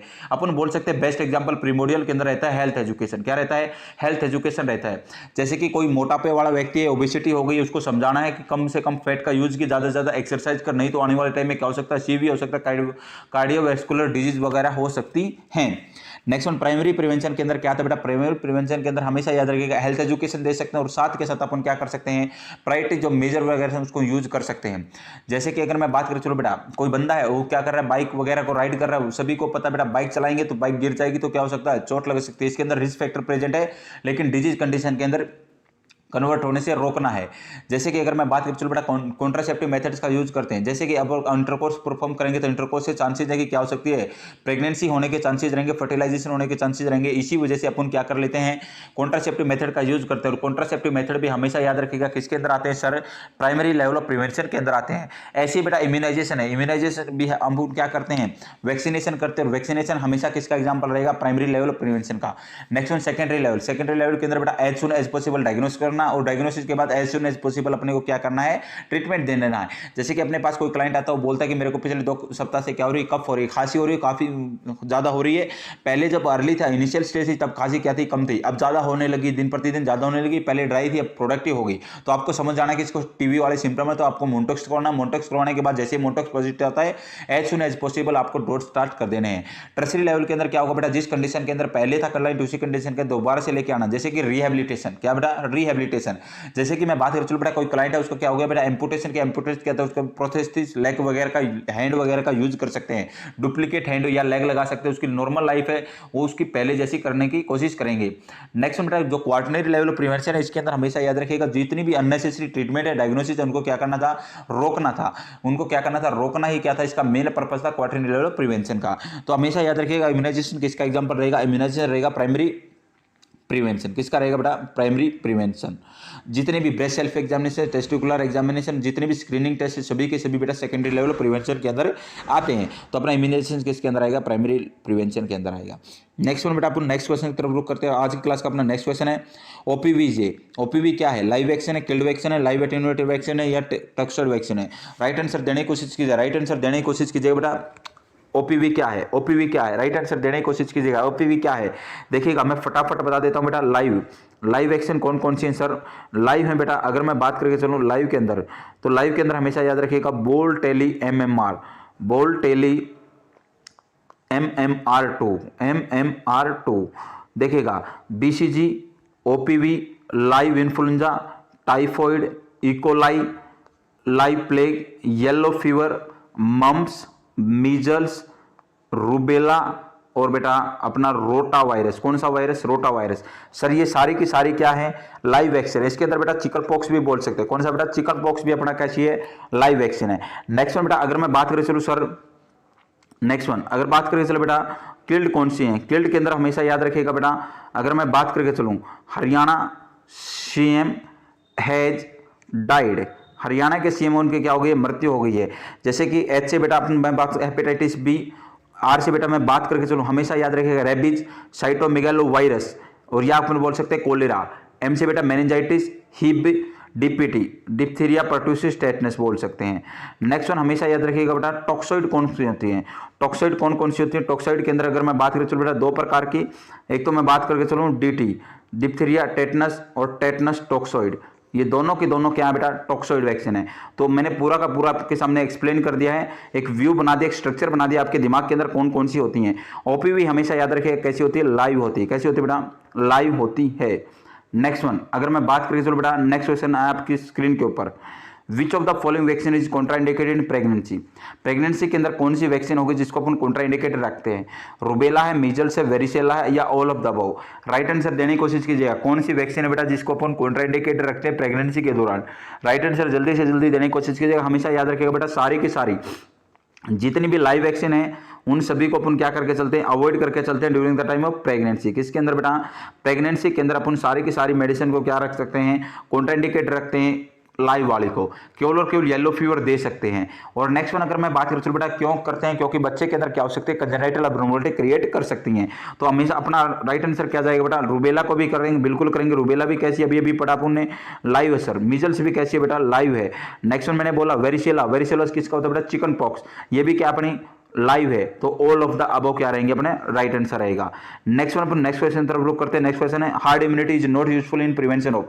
देखिएगा बेटा अपन हमने पढ़ा था पिछली क्लासेज के अंदर, इम्यूनिटी को पूरा पढ़ लिया था। अगर मैं बात है हार्ड इम्यूनिटी किसके खिलाफ नहीं, हार्ड इम्यूनिटी बेटा जरूरी होती है किसके खिलाफ, अगर कोई डिजीज कंडीशन एक पर्सन से दूसरे पर्सन में फैल रही है तो उसको रोकने के लिए अपन क्या करते हैं, इम्यूनाइजेशन करते हैं पूरे के पूरे एरिया के अंदर उसको रोकथाम के लिए। अगर मैं बात करूं बेटा टेटनस, टेटनस को रोकने के लिए हार्ड इम्यूनिटी अपनी यूज नहीं करते। क्यों नहीं करते बेटा, क्योंकि टेटनस एक व्यक्ति से दूसरे व्यक्ति में नहीं फैलती है। तो हमेशा याद रखिएगा, पोलियो के लिए कर सकते हैं, बिल्कुल कर सकते हैं, रूबेला के लिए कर सकते हैं, टेटनस के लिए नहीं करेंगे। अपना राइट आंसर क्या जाएगा बेटा, टेटनस के लिए किसी भी प्रकार से अपन क्या नहीं यूज कर सकते, यूजफुल नहीं होगी हार्ड इम्यूनिटी, क्योंकि टेटनस एक पर्सन से दूसरे पर्सन में नहीं फैलता है। नेक्स्ट बेटा नेक्स्ट क्वेश्चन तरफ रुक करते हैं अपने। नेक्स्ट क्वेश्चन है all the vaccine are in national immunisation schedule except, सारी की सारी वैक्सीन से जो कि नेशनल इम्यूनाइजेशन शेड्यूल के अंदर आती हैं। ऑप्शन 1 है बीसीजी, ऑप्शन 2 है पेंटावलेंट, ऑप्शन 3 है निमोकोकल, ऑप्शन 4 है ओपीवी। राइट आंसर देने की कोशिश कीजिए, राइट आंसर देने की कोशिश कीजिए बेटा। सारी की सारी वैक्सीन आती हैं किसके अंदर, नेशनल इम्यूनाइजेशन शेड्यूल के अंदर, केवल एक को छोड़कर। किसको छोड़ेंगे बेटा, किसको छोड़ेंगे, देखिएगा मैं फटाफट अगर रिवाइज करने की कोशिश करूं बेटा क्या होता है। सबसे पहले जीरो पर, अगर जीरो की मैं बात करूं, चलो बेटा एट बर्थ पर, कब सर, एट बर्थ के ऊपर क्या होगा, हमेशा याद रखिएगा एट बर्थ के ऊपर क्या देते हैं बेटा, अपन बीसीजी दे के चलते हैं, हेपेटाइटिस बी देते हैं, ओपीवी देते हैं। नेक्स्ट बेटा 6 वीक्स के ऊपर क्या देते हैं, 6 वीक्स के ऊपर ओपीवी भी देते हैं, अपन क्या देते हैं, रोटा वायरस देते हैं, और क्या देते हैं बेटा, पेंटावेलेंट देते हैं। नेक्स्ट वन अगर मैं बात करें, चलो और क्या दे सकते हैं, पीसीवी निमोकोकल कॉन्जुगेटेड वैक्सीन देते हैं, और अपन क्या दे सकते हैं बेटा, आईपीवी इनएक्टिवेटेड पोलियो वैक्सीन दे सकते हैं। नेक्स्ट वन आता है बेटा 10 वीक्स, 10 वीक्स के ऊपर क्या देंगे बेटा, ओपीवी दे के चलेंगे। नेक्स्ट वन अगर मैं बात रोटा वायरस देंगे और पेंटावेलेंट देंगे। 14 के ऊपर फिर बेटा 5 की 5 आएंगी। 9 मंथ पर क्या आएंगे, मीजल्स आ जाएगा, विटामिन ए आ जाएगा। नेक्स्ट वन अगर मैं बात करें, चलो बेटा 5 साल के बाद अगर मैं 16 से 24 की बात करूं, मीजल्स की सेकेंड आ जाएगी और विटामिन ए आ जाएगा। ओपीवी की बूस्टर बोल सकते हैं, आ सकती है। डीपीटी की फर्स्ट बूस्टर आ सकती है। 5 साल के ऊपर अगर मैं बात करूं, चलो बेटा डीपीटी की सेकेंड आ जाएगी, सॉरी बेटा डीपीटी की सेकेंड आ जाएगी। नेक्स्ट वन अगर मैं बात करूं, चलो बेटा 10 से 16 साल के ऊपर टीटी की आ जाएगी। ये पूरा का पूरा इम्यूनाइजेशन शेड्यूल मैंने आपके सामने बताने की कोशिश की है। अगर मैं बात करूं, चलो बेटा इम्यूनाइजेशन शेड्यूल के अंदर हमेशा याद रखिएगा निमोकोकल को ऐड नहीं किया गया है। ऑप्शन 3 अपना क्या रहेगा, राइट आंसर रहेगा। नेक्स्ट बेटा अपन नेक्स्ट क्वेश्चन जरूर करते हैं। नेक्स्ट क्वेश्चन क्या है, measles vaccine are stored in part of refrigerator. जो मीजल्स की वैक्सीन है कौन से पार्ट के अंदर स्टोर होती है, रेफ्रिजरेटर के अंदर, चिल्ड ट्रे के अंदर, डीप फ्रीजर के अंदर, ट्रे बिलो द फ्रीजर या self the in the door. Right answer देने की कोशिश कीजिए, राइट आंसर देने की कोशिश हमेशा याद रखिएगा ओपीवी और मीजल्स, ओपीवी और मीजल्स दोनों को हमेशा याद रखिए बेटा डीप फ्रीजर के अंदर पुनः स्टोर करके रखते हैं। कौन से फ्रीजर के अंदर सर, डीप फ्रीजर के अंदर स्टोर रखी जाती है। नेक्स्ट बेटा नेक्स्ट क्वेश्चन रूव करते हैं। नेक्स्ट क्वेश्चन है the inactivated polio vaccine IPv should be stored at. जो इनएक्टिवेटेड आईपीवी है उसको स्टोर करते हैं 2 to 8 सेल्सियस पर, below 0 degree Celsius, -2 to 8 degree Celsius या 0 to 4 degree Celsius. Right answer देने की कोशिश कीजिएगा। क्वेश्चन को ध्यान से समझिएगा, ओपीवी नहीं बोला बेटा, यहाँ पर आईपीवी बोला है। क्या बोला है, आईपीवी। हमेशा याद रखिएगा, 2 क्वेश्चन बता रहा हूँ। एक तो आईपीवी कब आई, 1954 में आई। किसके द्वारा आई, साल के द्वारा आई। नेक्स्ट वन 1957 में कौन सी आई बेटा, ओरल पोलियो वैक्सीन आई। किसके द्वारा आई, सेबिन के द्वारा।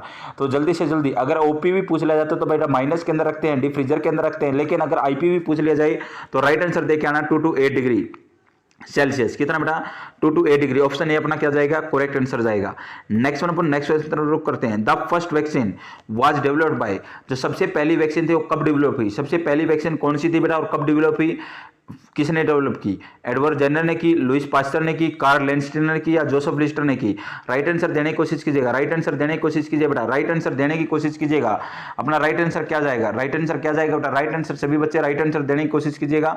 लुइस पास्चर कौन है बेटा, father of microbiology. Karl Landsteiner कौन है, ब्लड की क्या कहती है, डिस्कवरी की थी। जोसेफ लिस्टर कौन है, एंटीसेप्टिक के फादर हैं। और एडवर्ड जेनर कौन है, जिसने पहली वैक्सीन दी थी। और कौन सी दी थी बेटा, स्मॉल पॉक्स। कौन सी दी थी बेटा, स्मॉल पॉक्स। कई बुक्स के अंदर 1798 है, कई के अंदर 1796 है। तो अपन बोल सकते हैं 1796 to 1798 में पहली वैक्सीन आई थी। कौन सी आई थी बेटा, स्मॉल पॉक्स आई थी। और किसके द्वारा दी गई थी? एडवर्ड जेनर के द्वारा। अपन नेक्स्ट क्वेश्चन पर बढ़ते हैं। नेक्स्ट क्वेश्चन है विच vaccine is given soon after birth? कौन सी वैक्सीन होगी जो कि जन्म के बाद ही देते हैं? मीजल देते हैं, मम्स देते हैं या रुबेला? पोलियो देते हैं, हेपेटाइटिस बी देते हैं या डीपीटी? मैंने बताया बेटा एट बर्थ के ऊपर 3 देके चलते हैं। सर कौन कौन सी देते हैं एट बर्थ के ऊपर? ओपीवी देते हैं। क्या देते हैं बेटा? ओपीवी। सेकंड मैंने बोला बीसीजी देते हैं, और थर्ड वन मैंने बोला था हेपेटाइटिस देते हैं। कौन सी देते हैं बेटा? हेपेटाइटिस देके चलते हैं। तो ऑप्शन के अंदर क्या क्या बोला गया है? मीजल्स, मम्स या रुबेला? बिल्कुल नहीं देंगे 9 मंथ के ऊपर। पोलियो दे सकते हैं क्या? दे सकते हैं पोलियो। ऑप्शन 3 बेटा हेपेटाइटिस बी देंगे क्या? सून आफ्टर बर्थ दे सकते। और डीपीटी भी नहीं देंगे, लेकिन इसने पूछ लिया बेटा सून आफ्टर, बिल्कुल आफ्टर, सून आफ्टर। सीगरी कौन सी देनी है? तो राइट आंसर अपना जाएगा हेपेटाइटिस बी जाएगा। कौन सा जाएगा बेटा? Hepatitis B. अपन पोलियो के अंदर वेट कर सकते हैं, लेकिन हेपेटाइटिस को तो एज सून एज पॉसिबल अपने को देके चलना है। नेक्स्ट बेटा, नेक्स्ट क्वेश्चन आज की क्लास का, in the combined DTP vaccine used in the past which of the 3 vaccine components reportedly cause severe reaction? 3 vaccine है, डीपीटी या डीटीपी लिया, डिप्थीरिया, टेटनस और पर्ट्यूसिस है। तो बेटा अगर मैं बात करूं तीनों वैक्सीन दिए, और तीनों में से कौन सी वैक्सीन जो कि सीवियर रिएक्शन कॉज करती है? डिप्थीरिया करती है, पर्ट्यूसिस करती है, टेटनस या ऑल ऑफ द? तीनों करती हैं। तीनों में से एक का बताना या तीनों करती है बेटा? सीवियर रिएक्शन कौन सी कॉज करती है? हमेशा याद रखिएगा पर्ट्यूसिस। और पर्ट्यूसिस क्या करती है? न्यूरोलॉजिकल डिस्टर्बेंस करने का कार्य करती है। सीजर्स वगैरह इसके अंदर देखने को मिल सकते हैं। तो सीवियर रिएक्शन कौन सी जाएगी बेटा? अपना पर्ट्यूसिस। राइट आंसर क्या जाएगा सर? पर्ट्यूसिस जाएगा। नेक्स्ट बेटा अपन नेक्स्ट क्वेश्चन तरफ रुक करते हैं। नेक्स्ट क्वेश्चन आज की क्लास का, which type of reaction commonly occurs after the diphtheria, tetanus and acellular pertussis vaccine? DPT देने से, डिप्थीरिया, टेटनस और पर्ट्यूसिस देने से कौन से प्रकार की कॉमन रिएक्शन देखने को मिल सकती है? Swelling and tenderness at the injection site, fever up to 103 degree Fahrenheit, कॉन्टिकुलर क्राइनिक, ज्यादा टाइम तक रोता रहेगा, limp listless behaviour? Right answer देने की कोशिश किया। राइट आंसर क्या रहेगा बेटा? हमेशा याद रखिएगा डीपीटी देने के बाद जहां पर इंजेक्शन साइट है वहां पर क्या जाएगा? स्वेलिंग हो जाएगी और टेंडरनेस। फीवर भी देखने को मिलेगा, लेकिन फीवर को इतनी प्रायोरिटी नहीं देंगे। मेन प्रायोरिटी अपन देके चलेंगे बेटा स्वेलिंग एंड टेंडरनेस को। किसको देंगे बेटा? स्वेलिंग एंड टेंडरनेस को। अपना ऑप्शन ए राइट आंसर जाएगा। नेक्स्ट वन, नेक्स्ट क्वेश्चन तरफ करते हैं। नेक्स्ट क्वेश्चन आज की क्लास का, which of the following is combined vaccine? कौन सी वैक्सीन है जो कि कंबाइंड है? डीपीटी है, हेपेटाइटिस है, डीसीजी है या टीटी है? राइट आंसर देने की कोशिश कीजिए। राइट आंसर देने की कोशिश कीजिए बेटा। बहुत ही आसान क्वेश्चन है। DPT sir. कौन सी बेटा? डीपीटी। डिप्थीरिया, पर्ट्यूसिस, टेटनस क्या है? कंबाइंड वैक्सीन है। 3 वैक्सीन इकट्ठी है डीपीटी के अंदर। तो आज की क्लास को अपन यहीं पर खत्म करते हैं। अगर क्लास वीडियो पसंद आए तो बेटा ज्यादा से ज्यादा शेयर कीजिएगा, चैनल को सब्सक्राइब कीजिएगा, वीडियो को लाइक कीजिएगा। आप सभी का बहुत बहुत धन्यवाद।